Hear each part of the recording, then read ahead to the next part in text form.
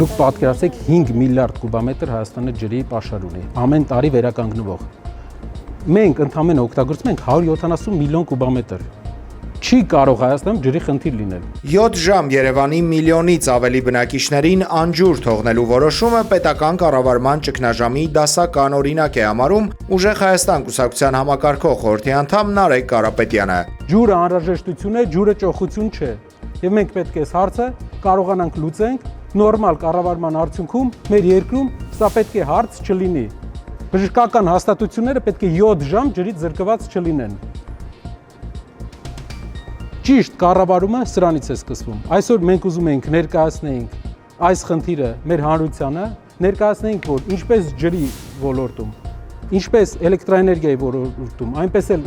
բոլոր ոլորտերում մենք ունենք տոտալ պետական քաղաքականության բացակայության արդյունք է։ Ամենամեծ,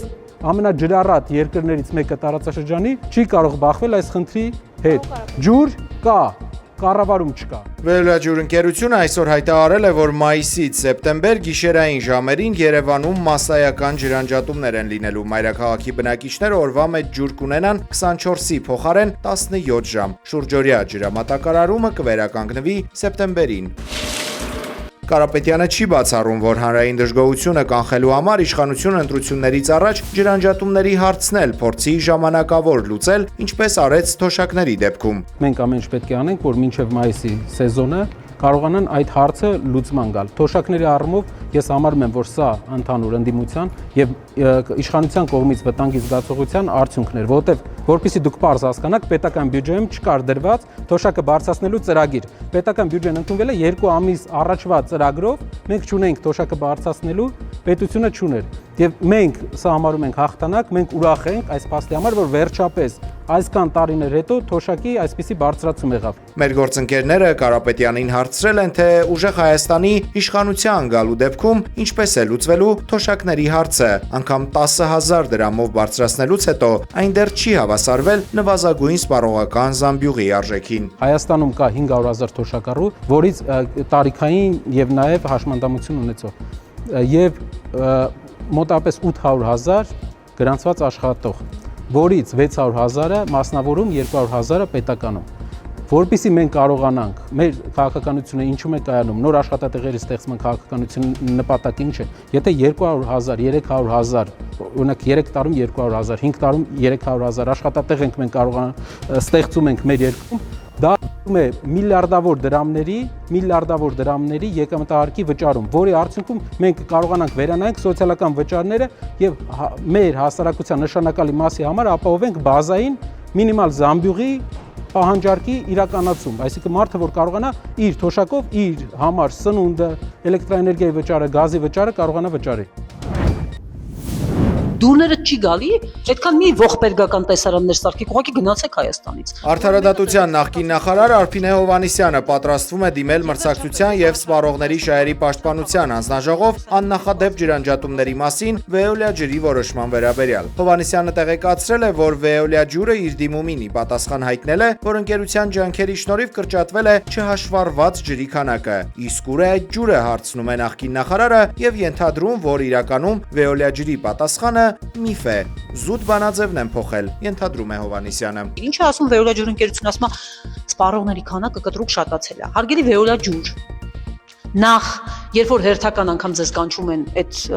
համաձայնությունների ժամանակ, բարի եղեք, բարձրաձայնեք այդ ժամանակ։ Այսինքն, եթե դուք ուզում եք ասեք, որ քաղաքապետարանը աճուձախ շինթույլտվություններ է տալիս ու դա ձեզ խանգարում է, այդ նույն խնդիրի ի դեպ ունեն մյուս հանրային ծառայություններ մատուցողները, հա, ուրեմն բարի եղեք, պատշաճ կարգով տեղեկացվեք։ Պետության հետ մի հանցավոր կամ հանցավոր բառը չակերտներում ստվերային համաձայնության եկեք, հա, ու հետո մեզ պատմեք, որ վայ գիտեք ինչ կա, այնքան շատ սպառող կա, դրա համար պետք է կրճատենք գրաֆիկը ձեր բոլորի։ Բացի այդ դուք ասում եք, որ կապիտալ ներդրումների խնդիր կա, ասում եք պետության հետ եկել ենք համաձայնության, բայց ինչի՞ չեք պատմում այն մասին, որ ջրային կոմիտեն 52 հատ համաձայնագիր է ձեր հետ կնքել ու ворթեգրել ձեր բոլոր պարտքերը, այլ շահութահարկի գծով, այլ մյուս պարտքերը, որտեղ գնաց է պատմել եք, որ պետությունը ներդնում չի անում, պետությունը հավատացել է, որ ստուգող չկա, հա։ Ու ինչքան պարտ կա ձեզ ներելը, դուք այսօր մեզի չեք պատմում, դուք շահույթ ունեք, շահույթ գեներացնող կազմակերպություն եք։ Դուրները չի գալի, այդքան մի ողբերգական տեսարաններ սարքեք, ուղղակի գնացեք Հայաստանից։ Որևէ մեկը ձեր հետ ստրկացուցիչ գործարք չի կնքել։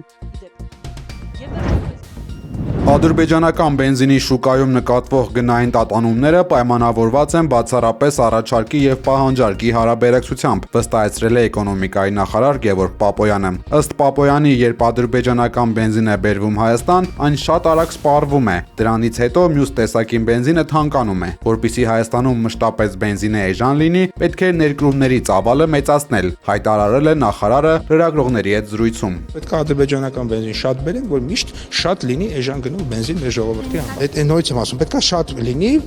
որովհետև չկա քանակը, հա? Այսինքն ինչքան շատ բերեն, այնքան գները կիջնի ներքև։ Դրա համար, որովհետև մեր ժողովրդի մոտ եւ դա շատ տրամաբանական է, մարդիկ ինչի պետք է օրինակ 500 կամ 500, մինչեւ այդ ապրանքի մուտքը Հայաստան, ես ռեգուլյար բենզին տեսել եմ 500-520 դրամով։ Հիմա եթե անգամ դեր ասած գինը, դրանք օրինակ 440 կներեք, հա, հիմա տարբերությունը, եթե 445-ը եւ եղել է օրինակ 500 դրամ, տարբերությունը եղավ 55 դրամ, 520 էլ է եղել, եղավ 75 դրամ։ Կներեք, ամեն միլիտրը 75 դրամ, 10 լիտրը եղավ 750 դրամ, ամեն 10 լիտրի մեջ 750 դրամ, եթե մարդը խնայում է։ Կամ ավելի շատ, որովհետև շատ երբ որ մեծ քանակով է գալիս, այդ օրերին էլ ավելի է էժանում։ Այդ մարդու գրպանը այդ փողը կծակի։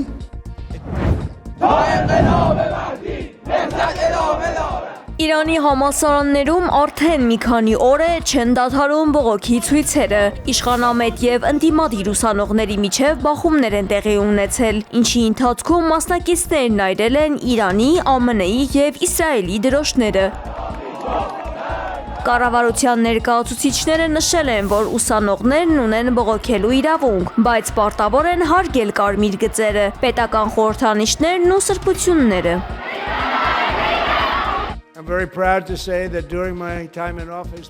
նախագահ Դոնալդ Թրամփը կոնգրեսում իր ամենամյա ելույթի ժամանակ ներկայացրել է Իրանի դեմ հնարավոր ռազմական գործողությունների հիմնավորումները։ Նա հայտարարել է, որ թույլ չի տա աշխարհում ահաբեկչության գլխավոր հովանավորին ունենալ միջուկային զենք։ Թրամփը Թեհրանին մեղադրել է հրթիռային ծրագրերի զարգացման, ցուցարարների սպանության եւ ամերիկացի զինվորների դեմ իրականացված հարձակումների համար։ Չնայած Մերձավոր Արևելքում ԱՄՆ-ի ռազմական ուժերի աննախադեպ կուտակմանը, նախագահը շեշտել է, որ պատրաստ է խաղաղության, եթե Իրանը հրաժարվի իր միջուկային հավակնումներից։ Իրանի իշխանությունները Թրամփի հայտարարությունները որակել են որպես մեծ ստեր։ Այնուամենայնիվ, երկու երկրների միջև դիվանագիտական շփումների հույսը դեռ պահպանվում է։ Իրանի արտգործնախարար Աբբաս Արաղչին հայտարարել է, որ Ժնևում սպասվող բանակցությունների ժամանակ հնարավոր է հասնել պատմական համաձայնության։ Ըստ նրա, հակամարտությունից խուսափելու համար կողմերը պետք է առաջնահերթություն տան դիվանագիտությանը։ Այս ամենի ֆոնին Հնդկաստանի վարչապետ Նարենդրա Մոդին ժամանել է Իսրայել։ Սա Հնդկաստանի ղեկավարի պատմական երկրորդ այցն է, որի ընթացքում քննարկվելու են պաշտպանական եւ տեխնոլոգիական հարցեր։ Իսրայելի վարչապետ Բենյամին Նեթանյահուն Հնդկաստանին համարում է կարևոր դաշնակից տարածաշրջանային սպառնալիքների դեմ պայքարում։ Հնդկաստանը խիստ մտահոգված է հնարավոր պատերազմով, քանի որ Մերձավոր Արևելքում միլիոնավոր հնդիկներ են ապրում եւ աշխատում, որոնց անվտանգությունը կարող է վտանգվել ռազմական գործողությունների դեպքում։ ԱՄՆ-ում եւս ներքին տարաձայնություններ կան Իրանի հարցում։ Կոնգրեսի որոշ առաջնորդներ զգուշացնում են գաղտնի ռազմական գործողությունների վտանգների մասին, նշելով, որ դրանք կարող են հանգեցնել երկարատև եւ ողբերգական պատերազմի։ ԱՄՆ-ն եւ Իրանը 5 շաբթի Ժնևում բանակցություններ կանցկացնեն, քննարկելով Իրանի միջուկային ծրագիրը։ ما نشستیم که مشکل شما رو حل کنیم. Մասուդ Փեզեշքյանը հայտարարել է ուսանողական բողոքի ցույցերին ընդառաջ գնալու եւ երկխոսություն սկսելու պատրաստակամության մասին։ Նախագահը հանձնարարել է նախարարներին անձամբ այցելել համալսարաններ, փորձելով մեղմել ներքին լարվածությունը։ Նման զիջողական կեցվածքին զուգահեռ խորհրդարանի խոսնակ Մոհամեդ Ղալիբաֆը խիստ նախազգուշացում է հղել Միացյալ Նահանգներին։ Թեհրանը սպառնում է կոշտ հակահարվածով, եթե Վաշինգտոնը բանակցությունների սեղանի շուրջ հարգանք չցուցաբերի Իսլամական Հանրապետության շահերի նկատմամբ։ Դոնալդ Թրամփը հայտարարել է, թե Իրանը մշակում է հեռար հրթիռներ, որոնք կարող են թիրախավորել Միացյալ Նահանգների տարածքը։ Իրանական հրթիռային ծրագրի հիմքում իրականում ընկած են Հյուսիսային Կորեայի հետ տասնամյակներ տևող սերտ ռազմական գործակցությունը։ Փորձագետների կարծիքով Իրանի ռազմական ձեռքբերումները մեծամասամբ կորեական տեխնոլոգիաների եւ մոդելների տեղայնացված պատճեններն են։ ԱՄՆ նախագահ Դոնալդ Թրամփի ելույթի ընթացքում սկանդալ է տեղի ունեցել, թեև նա արժանացել է կոնգրեսի հանրապետականների երկարատև ծափահարություններին, երբ կոչ է արել ոտքի կանգնել եւ ցույց տալ իրենց աջակցությունը, այնուամենայնիվ դեմոկրատներն առարկել են։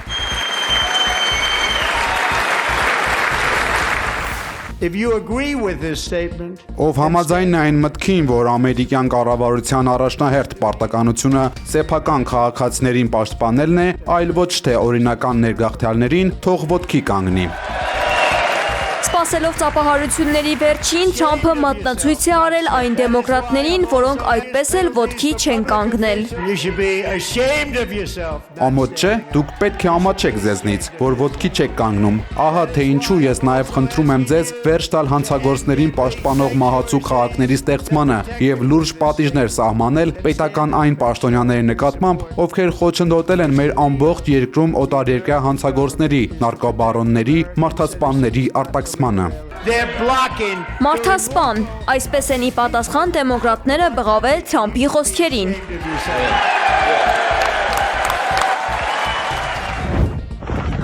Կրասնոդարի ռազմական օդակայանում Ռուսաստանի անվտանգության դաշնային ծառայությունն ահաբեկչական հարձակում է կանխել, հայտնել է գերատեսչությունը։ Տղամարդը պլանավորել էր ինքնաթիռ այրել։ Ըստ դաշնային ծառայության նա գործել է Ուկրաինայի հետախուզական ծառայությունների հրամանով։ Arról is tájékoztatnom kell az országgyűlést. Հունգարիան զորք ու տեխնիկա է տեղակայել իր էներգետիկ օբյեկտների մոտ Ուկրաինայի հնարավոր հարձակումները կանխելու համար, հայտարարել է երկրի վարչապետ Վիկտոր Օրբանը։ Jesteśmy w bardzo ważnym dla nas obu jako premierów. Լեհաստանի վարչապետ Դոնալդ Տուսկը սա որակել է քաղաքական սաբոտաժ, մեղադրելով Բուդապեշտին Ուկրաինային տրվող Եվրամիության օգնությունն ու Ռուսաստանի դեմ բաժանմիջոցները տապալելու համար։ Obaj współpracujemy. Օրբանն է այս ամենի միակ գլխացավանքը, շեշտել է Տուսկը։ Կողմերի միջև լարվածության պատճառը դրուժբա նավթամուղով մատակարարումների դադարեցումն է, ինչի պատճառով Սլովակիան հրաժարվել է էլեկտրաէներգիա փոխանցել Ուկրաինային։ Միևնույն ժամանակ Լեհաստանն ու Նորվեգիան սկսել են ուկրաինացի զինվորների վերապատրաստման ծրագիրը։ Սերբիայի իրավապահները ձերբակալել են երկու տղամարդու, որոնք կասկածվում են նախագահ Ալեքսանդր Վուչիչի դեմ մահափորձ ծրագրելու համար։ Նրանք մտադիր են եղել հարձակվել նաև նախագահի ընտանիքի անդամների եւ ներքին գործերի նախարարության աշխատակիցների վրա։ Իրավապահների տվյալով հանցագործները պետք է զենք ձեռք բերեին նախագահին ու պաշտոնյաներին վնասելու համար։